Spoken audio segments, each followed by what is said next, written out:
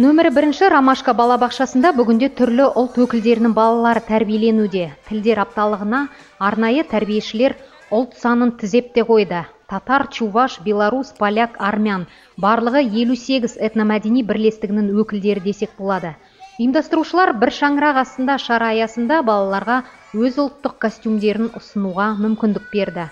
Наша главная цель, которую мы сегодня преследуем. Біздің мақсатымыз бүлдіршіндерімізге елімізде сан ұлт өкілдері бар екенін көрсету болып табылады. Бір шаңырақ астында олар тату тәтті, достықпен, өзара келісімдікпен өмір сүріп жатқандарын, бір достық тілінде араласып жатқандарын көрсеткіміз келді.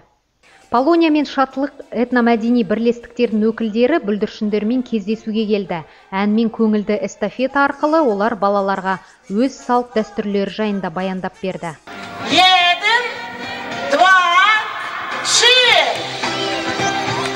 Шарада сонымен қатар мұсылман әйелдер лигасы да белсенді атсалысты. Олар бүлдіршіндерге тәтті сыйлықтар табыстады.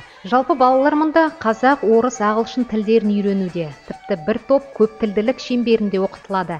Онда тәрбиеленушілерге кейбір сабақтар ағылшын тілінде оқытылады.